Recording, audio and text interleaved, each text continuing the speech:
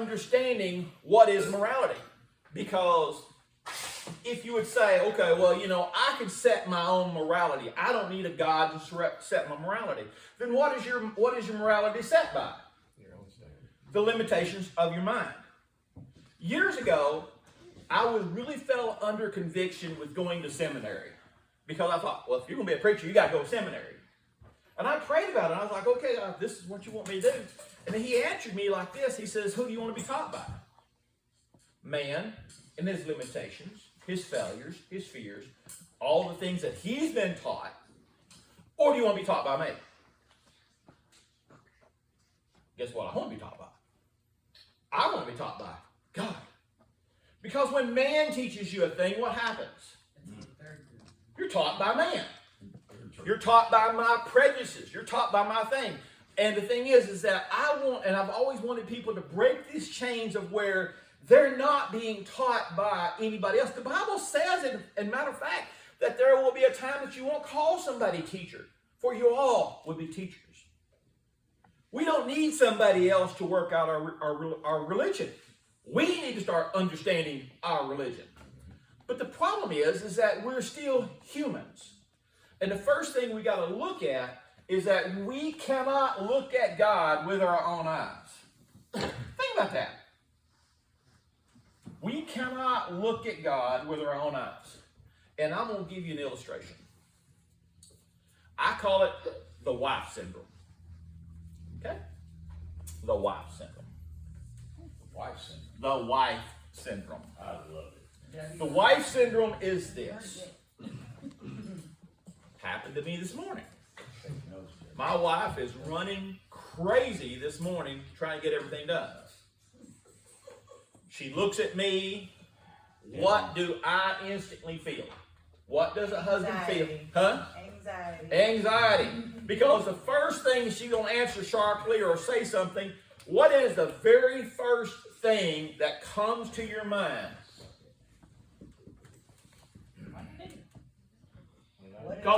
What did I do? What did I do? Now that's founded upon somebody says, well, you feel guilty? No, history. I mess up a lot. It's just the truth. And the thing is that we equate that, honestly, to God. Because it should be our first reaction.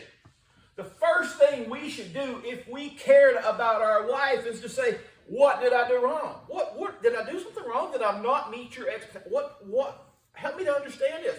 The reason why I want to understand this is because it matters to me that I'm making my wife happy. So your first reaction when you're serving the quiet God and all of a sudden God don't speak. God ain't saying nothing. So my first reaction was, okay, God, didn't do none of them things. So what did I do, God? Help me to understand what I did wrong. That is a human reaction, and we're basing upon God. If you've done a quick inventory and you're finding out that you are doing your best to serve God, you're not in a position. It would be quite simple. Think about it like this, Elizabeth. You're like, okay, God, you're not talking to me. And God says, well, where'd you go last night? Well, I went to, this place. Well, you're trying to save money, right? Yeah. But I had to go to Mally's. Mally's called. And I had to go to Mally's.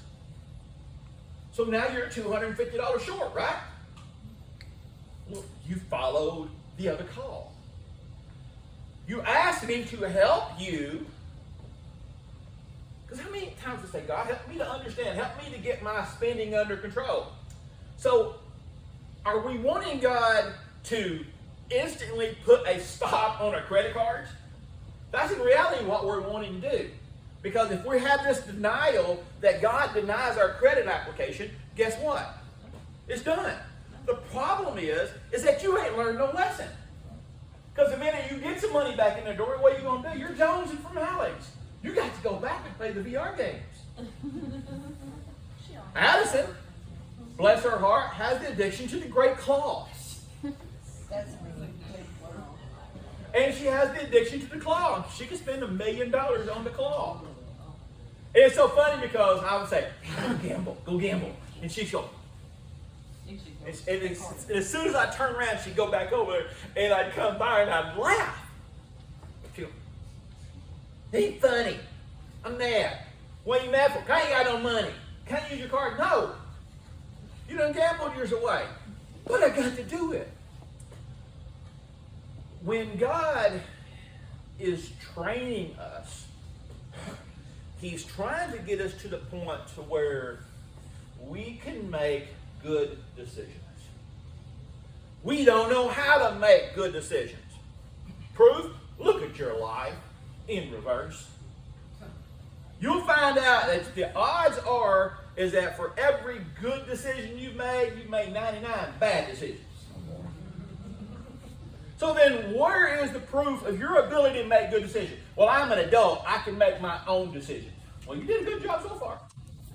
Continue. Daddy said do it the way you want to do. That's how you're going to do it anyway. But you ask God to help you, David. So if you ask God to help you and God goes, first thing is, so here it is in our scenario, I remember praying, okay, God, now it's just shut down. What do you want me to do? God goes, okay, help. So instantly my mind says, what did I do wrong? Where did I do wrong at? So I try to correct the things in my mind. So I'm like, okay, God, I've worked on these areas. Now here, help me to understand this. And so it was like God would block it. He never said, AJ. He just blocked that avenue. Well, I just thought that this is where you wanted me to go. Well, it's not. So he has to block this right here. Next thing I know, I'm knocking on another door. That door's blocked.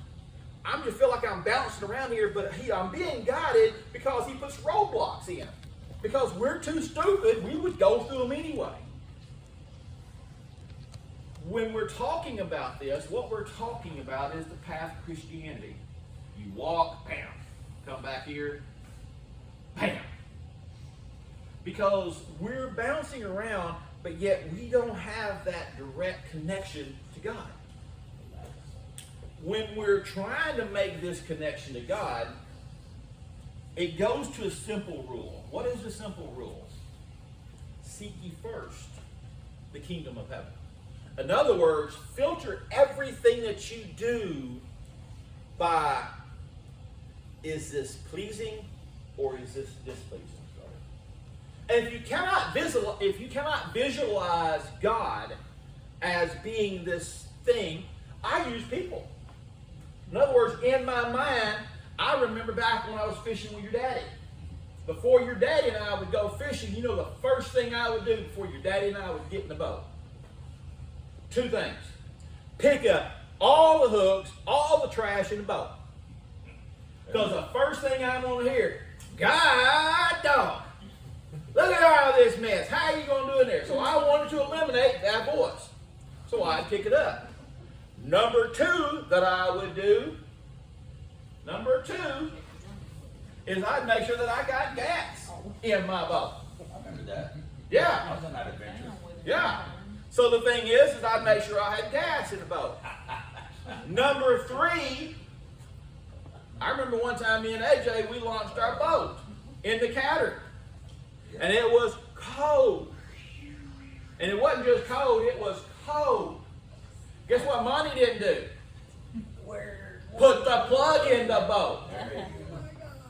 So I pulled the thing out there, launched my boat, pulled my truck up the hill at Gleason, and AJ's looking at it going, how you turn? He says, how you turn your bill pump on? I was like, I don't know. I hadn't read it. Long story short, I'm down in my underwear in the freezing cold water breaking ice, and the whole time I'm sitting there doing all this stuff, and I finally get the boat up out of the water and get it drained out. AJ's going. And there's a dude sitting there right by the boat launch ramp fishing in a chair the whole time watching this whole show. All you have to know is Dad said there's a snake out there. I don't care if it's 1,000 Yeah. million degrees. below zero. You don't care. Yeah. There's a snake. He ain't getting there in the So water. here we are, we're sitting there, this guy's watching this whole thing. Never once did he offer to help, never once did he say anything. He watched my boat sink. And I'm like, so long story short, I finally get everything up and running, get everything set, figure out how to wire my bilge pump because the wire had come undone, got everything taken care of, David. I got dressed again. I'm getting ready to head out. We turn around, we head out, and as soon as I head out, what do you think that I did? The guy who was fishing cast is right over the boat. Now his line is over the boat. What do you think that Monty wants to do? Cut it. Cut it. But I hear these words. No. See, I know this voice. I know this voice. Because that's the voice that spoke to me when I was at Round Mountain Church, about Axton's age, or a little bit younger. And back then they didn't lock churches. And back then every toy that I had was destroyed because Tonka toys were skate cars. You would ride on Tonka toys. Wheels would break, yes, but you'd get on it. And I remember walking into church. First time I really could tell you I heard God. I walked into the church, I walked into the play area. Daddy is out hunting somewhere, and I'm in a church, and I'm like, Eureka. I have struck gold. Because they had Christian toys. Christian toys were brand new toys that were not played with. Wheels were not broken off. Everything worked on Christian toys. Because I was in the Christian toy room. And I'm like, oh, heck yeah.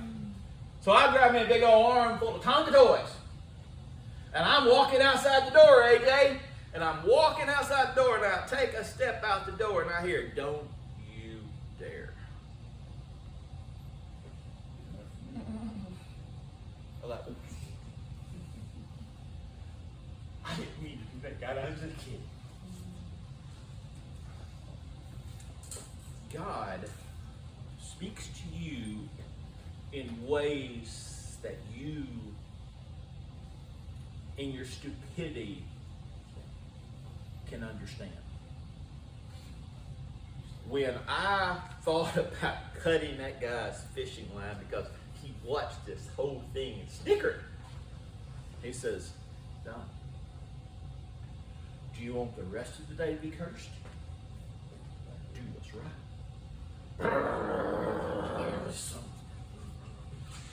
I back up and smile. Don't mean I liked it, but it's the right thing to do. You'll never go wrong by doing the right thing. You'll never go wrong by doing the right thing. When we're hunting out this voice of God, and God is quiet, if you disqualify that you're not living in sin, that you're doing your things right, you got your checklist. I don't care your point on tithing. Well, the churches you do, then don't tithe. But when you have this problem of finances, then don't look at God because you're not trusting in God. Because the Bible says clearly, trust me on this. So we done that one. Okay. The Bible talks about, well, you take care of your stuff, but look at my stuff. You don't take care of my stuff. Okay. Things that God are trying to tell you because this is our temple. In the old days, they treated temples with great veneration. How do you treat your temple? But it's not just this external temple. The Bible says, know ye not that you are the temple of God? How do you defile your temple? Do you think in the old days some of our conduct and our actions would have been permitted in the great temple? No. There were rules, there were regulations because these were things that you learned. When you went to your parents' house, did you throw food on the floor or do this or do that? No, you didn't. Your parents had expectations. Does that mean that your parents are disciplinarians and all that? No, your parents want you to understand what is correct and good behavior. That's what God does. He wants us to understand correct and good behavior. He wants us to have correct and good thoughts. The last thing in obedience training, when you have passed your thing, oftentimes it's just a look. If you ever watch sheepdogs work, has anybody ever seen Babe? Yeah. Baby happened to be a sheepdog, even though it was a pig. He was a quick dog. But the thing is that when the master, what is he doing? He's looking, he says, that'll do, pig. But what does he do is that he's not telling this pig / dog where to go with his command. He might use a whistle, but he uses little words or commands or looks to go. And that dog knows to go there because that dog's mind is in tune with what he has to do and what his master expects. But how does a dog do what he thinks he should do? He knows his parameters. He knows his job. He knows his role. But his eyes are constantly where? On the master. His eyes are constantly on the master. Even when doing his thing, he's looking up, scanning. Okay, am I doing the right thing? The master's like, okay, you're doing it right. But when the master goes, dog knows, okay. When I was a boy, my daddy taught me how to train squirrel dogs. My daddy, that's all he did. He loved to squirrel hunt with dogs. It's a unique thing. And so what you do with a dog and a squirrel dog is that we would go kill a squirrel, we'd take the puppies, and we'd feed it to them. And they'd get that smell. Then as we would play with them, Lance would drag it around there and do the whole 9 yards, and the dog would play with it, put it on a string, would play it, and he'd learn to chase it. Then what we would do, we would hold the dog, and the dog would see me, and I'd take off running, and I'd trail it up a tree. My daddy would let go of the dog, and he'd go up that tree, and he'd look. He'd see him watching. And then we trained him to where we'd put it up there, and all of a sudden he would go to another limb. Because if it just sit there and watch that tree, there are tree dogs, Lance, that they'll sit there and they'll bark up this tree. We've had dogs that have treed up